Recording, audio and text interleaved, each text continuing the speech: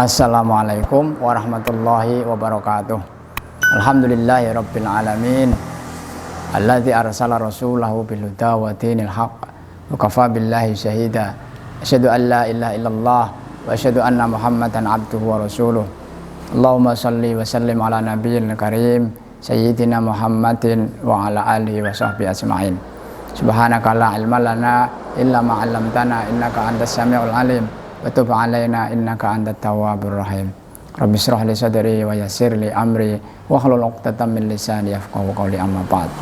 Pemirsa sekalian, marilah kita panjatkan syukur kepada Allah Subhanahu wa taala.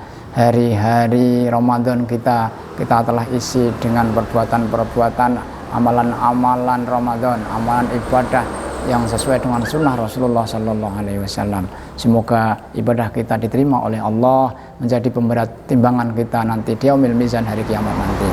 Selawat serta salam kita aturkan kepada Nabiullah Muhammad Sallallahu Alaihi Wasallam, uswah hasanah kita, suri toladan kita, yang kita taati, kita ikuti sunnahnya, dan kita tunggu syafaatnya di hari nanti. Pemirsa sekalian, ya, kali ini masih akan saya sampaikan tentang panduan tentang ibadah Ramadan yang belakangan hampir semua orang itu memakai masker. Nah, ada banyak pertanyaan dari kaum muslimin, bagaimana sebenarnya sholat memakai masker itu sah atau tidak? Nah, karena apa? Ya karena ini faktanya orang itu harus pakai masker, sementara ada sebuah hadis Rasulullah Sallallahu Alaihi Wasallam yang itu menunjukkan secara literal, secara teksnya itu Rasulullah melarangnya. Melarang apa? Melarang orang sholat sambil menutup mulutnya. Dari Abu Dawud, an Abi Hurairah, ya, diriwayatkan oleh Abu Dawud an Abi Hurairah anna Rasulullah Sallallahu Alaihi Wasallam naha anis sadli fis shalah wa ayyughtiya rajulu fahu. Rasulullah itu melarang, ya, melarang. Ada dua hal yang dalam hadis ini. Pertama itu as-sadl. As-sadl itu menjulurkan pakaian sampai tanah ketika sholat, ya, menjulurkan tanah, jadi ngelembreh bahasa kita. Baik celana panjang maupun sarung maupun jubah yang ngelembreh sampai tanah. Kemudian yang kedua itu yaitu ayyughtiya. Ayyughtiya itu menutup fam. Jadi menutup mulut, ya. Jadi salah satu bentuk penutup mulut itu adalah masker. Karena gini, ya, dalam kaidah usul fikih itu kan al aslu finnahi litahrim.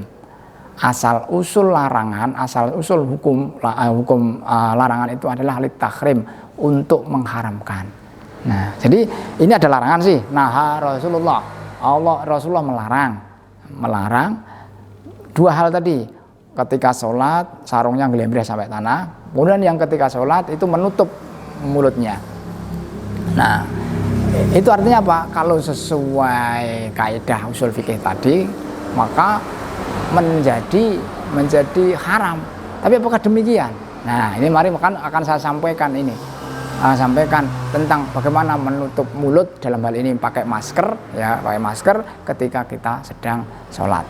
Nah, pemirsa sekalian, jadi dalam fiqh sunnah karya Said Sabiq, beliau itu membahas 5 hukum dalam sholat. Ada faraidus sholah. Faraidus sholah itu apa? Hal-hal yang wajib dilakukan ketika sholat. Wajib dilakukan. Artinya apa? Ya harus dilakukan. Itu menjadi rukunnya. Kalau tidak dilakukan berarti itu sholatnya tidak sah. Ada yang wajib, faraidus sholah. Kemudian yang kedua, sunanus sholah. Hal-hal yang disunahkan dalam sholat. Apa yang disunahkan dalam sholat? Kemudian ada mayubahu fis sholah. Apa-apa yang boleh dilakukan dalam sholat. Kemudian mayukrohu fis sholah. Apa-apa yang dimakruhkan dalam sholat. Kemudian yang kelima terakhir itu mubtilatus sholah. Hal-hal yang membatalkan sholat, artinya yang diharamkan ketika sholat. Jadi dalam fikih hukum itu kan ada 5. Ya, ada wajib, ada sunnah, ada mubah, ada makruh, ada haram. Nah, Said Sabiq menulis ini, apa-apa yang dalam sholat itu diharamkan, apa-apa yang di sholat itu dimakruhkan, apa-apa yang di sholat ketika sholat itu dibolehkan, apa saja yang disunahkan ketika sholat, dan apa saja yang harus dilakukan ketika sunat. Nah, di sini ternyata hadis ini itu masuk pada ma yukrohu fis sholah, apa-apa yang dimakruhkan ketika sholat. Jadi hadis tentang menutup mulut itu masuk di situ. Artinya apa? Ini bahwa kalau menurut hadis itu, menurut yang disampaikan oleh Said Sabiq, bahwa menutup mulut ketika sholat itu hukumnya makruh. Apa itu makruh? Makruh itu ketika kita meninggalkan itu mendapatkan pahala, ketika kita melakukan tidak berdosa. Nah, jadi itu makruh. Jadi makruh itu ketika kita meninggalkan itu mendapatkan pahala, tapi kalau kita melakukan itu tidak berdosa. Nah, ini menurut Said Sabiq. Tetapi di situ ada catatan bahwa ketika tidak ada lahajata fi, tidak ada keperluan untuk itu. Artinya cuman tutup mulut gitu aja. Nah, ini yang menarik apa yang ditulis oleh Wahbah Zuhaili dalam Al-Fiqhul Islam wa Adillatuhu. Jadi Wahbah Zuhaili ini seorang ulama fikih, pakar fikih Syria. Ya, beliau menulis kitab fikih ini Al-Fiqhul Islam wa Adillatuhu, fikih Islam dan dalil-dalilnya. Itu fikihnya 10 jilid. Itu masing-masing jilid itu sekitar 950-an halaman. Jadi kalau itu sekitar 9 ribuan, hampir 10.000 halaman lah kalau dicacar, kalau dijumlahkan. Nah, beliau juga membahas masalah ini, bagaimana hukum menutup mulut ketika sholat. Beliau memasukkan pada bab makruh juga, ya, pada bab makruh juga, dengan alasan adanya sebuah hadis Rasulullah SAW, selain hadis tadi ya, selain hadis yang saya sampaikan tadi, bahwa Rasulullah itu melarang untuk menjulurkan kain sampai tanah ketika sholat, juga melarang untuk menutup mulut. Beliau juga membahas lebih detail itu yang sebuah hadis yang diriwayatkan oleh Ibnu Syihab an Yahya bin Abi Katsir anna Nabiyya sallallahu alaihi wasallam qala innallaha kariha lakumul absa fis shalah warrafas fis syam wa dhahak indal maqabir, bahwa Rasulullah sallallahu alaihi wasallam itu melarang, bukan Rasulullah tapi Allah, bukan melarang tapi tidak suka, ya. Allah tidak suka dengan 3 perkara. Pertama yaitu al-absu fis shalah, al-absu fis shalah, nanti saya akan bahas al-absu fis shalah. Kemudian ar-rafas fis syam, perkataan-perkataan porno, jorok, ya, tentang itu ketika puasa. Kemudian yang ketiga itu tertawa ketika di makam atau di kuburan. Jadi Allah tidak suka seperti itu. Nah, sekarang apa itu al-absu? Al-absu adalah ini al-absu fis shalah huwa al-absu fis shalah. Al-absu adalah gini, sesuatu gerakan-gerakan, karena al-absu itu ada 3, terkait dengan pakaian, terkait dengan gerakan, terkait dengan tempat. Jadi al-absu itu sesuatu yang itu bukan rukun sholat, bukan sunnah sholat, gerakan-gerakan kecil, ya, sholat tapi bukan rukun, bukan syarat, bukan sunnah, ya. Contohnya apa? Contohnya umpamanya ini, kalau al-absu yang kaitan dengan gerakan itu nekuk driji, cetok, kotek, ya, kayak gini. Nah, ketik, ceklek, ini ya, ini al-absu. Ini gerakan ini bukan rukun, bukan syarat, bukan sunnah. Maka gerakan al-absu ini termasuk makruh. Apa tadi? Makruh. Makruh itu ketika kita tinggalkan, tidak melakukan itu, maka itu mendapatkan pahala. Kita tinggalkan, ketika melakukan, ya tidak membatalkan sholat. Nah sekarang al-absu fis syam, pakaian yang itu termasuk al-absu, itu salah satunya adalah menutup mulut. Jadi kain penutup mulut, yaitu ya bagi kita masker, itu adalah termasuk al-absu fis syam. Jadi al-absu fis syam fis shalah. Jadi sesuatu kain yang itu bukan menutup aurat, tidak kewajiban dalam sholat, tapi kita lakukan. Karena aurat sholat, ya aurat untuk sholat perempuan itu tersendiri, laki-laki tersendiri, dan mulut itu tidak termasuk aurat. Artinya wajah kita terbuka itu bukan sesuatu yang membatalkan. Padahal kalau aurat terbuka itu salah satu hal yang membatalkan sholat. Nah, muka kita baik laki maupun perempuan itu bukan aurat. Maka ketika perempuan itu tidak pakai cadar, tidak ditutup mukanya, itu sholat itu sah. Karena apa? Itu bukan aurat. Begitu juga laki-laki, mulut itu bukan aurat. Maka kenapa harus ditutup? Maka ketika la hajata fi, tidak ada keperluan untuk itu, maka itu hukumnya makruh. Nah, bagaimana fenomenanya sekarang? Fenomenanya sekarang itu diantara hal-hal yang baik untuk menghindari tertularnya COVID-19 adalah dengan cara memakai masker. Maka ketika keluar kita diperintahkan untuk masker. Dari sisi kesehatan itu memang harus begitu. Kita seandainya batuk itu tidak nyiprat ke orang lain cairannya, ketika kita wahing bersin, itu tidak nyiprat cairannya ke orang lain, karena kalau kita menderita itu akan menular. Itulah yang bisa menularkan COVID-19. Maka semuanya suruh pakai masker. Dan cara virus itu masuk ketika sudah menempel di tangan di mana itu kan lewat tiga pintu. Pertama mulut, kedua hidung, ketiga mata. Nah, maka ini ditutup salah duanya kan, ini hidung dan mulut ditutup. Supaya apa? Supaya kita tidak memasukkan virus ke dalamnya. Dari sini, di sini maka kita kan disuruh cuci tangan nih. Kenapa? Ketika kita taruhlah ini habis salaman dengan orang, terus ini ada virusnya. Ketika ada virus, terus kemudian kita pakai hand sanitizer atau pakai cuci tangan pakai sabun, itu virus hilang. Tapi kalau sebelum kita hand sanitizer, belum cuci tangan terus masuk gini, ya itu masuk lewat hidung, ya, lewat hidung. Nah, maka di sini suruh pakai masker itu supaya begitu. Nah, pakai masker itu menjaga kesehatan karena ada hajat, ada kebutuhan, ada keperluan penting kita dalam rangka menjaga kesehatan. Maka berarti ini sesuatu yang awalnya makruh bisa berubah. Berubah apa? Berubah menjadi mubah. Mubah itu apa? Boleh. Jadi sholat pakai masker itu boleh, sholat tidak pakai masker boleh.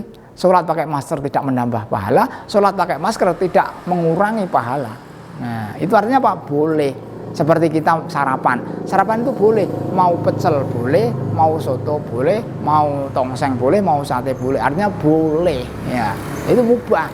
Maka pakai masker itu hukumnya mubah. Artinya ketika Anda itu sholat masih pakai masker karena memang berjamaah, kita nggak tahu samping kita bawa virus atau tidak, jangankan dia watur, jangan-jangan dia bersin, itu kita terhindar gitu. Maka seandainya kita tetap pakai masker itu tidak membatalkan sholat. Seandainya kita pakai masker itu juga tidak menambah pahala. Nah, artinya mubah. Jadi pede aja sekarang kalau memang Anda sholat masih pakai masker nggak masalah, karena itu sesuatu yang mubah. Kalau ada hajat, ada keperluan, ada kebutuhan. Apalagi dari sisi medis itu memang para dokter, para ahli kesehatan menganjurkan supaya kita pakai masker. Ininya sebenarnya gini ya, kita itu taat kepada otoritas. Otoritas itu apa? Otoritas itu memang yang punya kepentingan, yang punya jadi yang punya kompetensi tentang itu. Urusan kesehatan ya kita pasrahkan kepada ahli kesehatan. Ahli kesehatan bilang pakai masker, ya kita ikuti. Ya, kita nggak usah tanya kenapa. Ya kita ikuti karena memang ahli kesehatan bilang seperti itu. Urusan agama ya kepada para ulama karena memang mereka yang lebih tahu tentang agama ini. Urusan setrum ya urusan kepada PLN, kepada para insinyur listrik, dan urusan mesin ya tanyakan kepada para insinyur mesin. Nah, ini jadi urusan sholat pakai masker ternyata para ulama tadi dalam dua kitab yang saya kaji ya, dalam pertama Fiqhus Sunnah karangan Said Sabiq, kedua Al-Fiqhul Islam wa Adillatuhu karya Wahbah Zuhaili. Keduanya itu menghukumi makruh bila tidak ada keperluan, bila tidak ada hajat untuk itu. Kalau ada hajat, ya ada kaidah apa? Bahwa taghayyurul ahkam bi taghayyuril azman wal amkinah. Berubahnya hukum itu karena ada perubahan azman, waktu, dan amkinah, yaitu tempat. Jadi ini keadaannya berbeda, hukumnya menjadi berbeda. Meskipun tadi hukum asalnya adalah al aslu fin nahyi lit tahrim. Hukum asal ya, hukum asal larangan itu adalah mengharamkan. Tapi dalam keadaan seperti sekarang ini, meskipun itu hukum asalnya haram, bisa menjadi mubah, menjadi tidak masalah. Nah, makanya ya sekarang clear sudah, kita pakai masker dimanapun karena itu akan menyelamatkan kita, juga menyelamatkan orang lain, termasuk di dalam sholat. Lah bagaimana itu menjadi tidak khusyuk? Lah ini lain soal. Khusyuk itu urusan hati, itu urusan kualitas sholat. Sementara pakai masker itu urusan fikih, urusan kepastian hukum. Jangan menilai, mengukur kepastian hukum dengan rasa. Karena apa? Kepastian hukum itu tentang tadi 5 perkara tadi. Kalau enggak halal, ya kalau enggak halal ya haram. Ya. Kalau enggak haram ya makruh, kalau enggak makruh sunnah, kalau enggak ya mubah. Nah, ini jadi kita enjoy saja. Pakai masker dalam sholat itu adalah mubah ketika memang ada hajat, ada kebutuhan untuk pakai masker.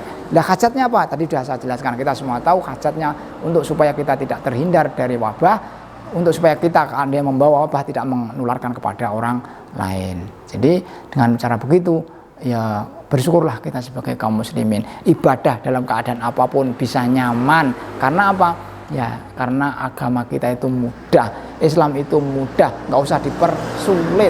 Nah, yang mempersulit diri kita sendiri. Ya. Jadi mempersulit kita sendiri sehingga kita jangan ini. Nah, padahal ini mudah. Makanya kalau kita harus pakai masker ketika sholat, ya pakai saja karena itu boleh. Ya. Jadi boleh. Kalau tidak ada keperluan, makruh. Kalau ada keperluan, ada hajat ada kebutuhan untuk itu, maka itu menjadi mubah, boleh. Jadi begitu pemirsa sekalian, sehingga mantap hati kita melaksanakan sholat dengan pakai masker. Lah mau saya lepas ya silahkan saja, ya nggak masalah kalau memang mantap itu. Lah ini nggak khusyuk. Lah sekali lagi ya, khusyuk itu urusan hati, itu urusan kualitas. Sementara masker urusan fikih, urusan sesuatu yang membatalkan salat atau tidak. Dan ini ternyata tidak membatalkan dan tidak mengurangi pahala kita dalam melakukan sholat. Demikian, semoga bermanfaat. Kurang lebihnya mohon maaf. Insya Allah nanti pada episode-episode yang lain akan kami sampaikan juga tentang bagaimana panduan-panduan Ramadan ketika kita mengalami musibah wabah ini. Dan kaum muslimin insya Allah menang. Ya, menang. Menang apa? Karena kita punya ajaran yang dapat kita andalkan untuk menjadi solusi. Jadi ajaran yang disampaikan oleh Rasulullah SAW itu solusi termasuk solusi dari wabah seperti ini. Semoga bermanfaat. Aku qouli hadza fastaghfirullahaladzim. Wassalamualaikum warahmatullahi wabarakatuh.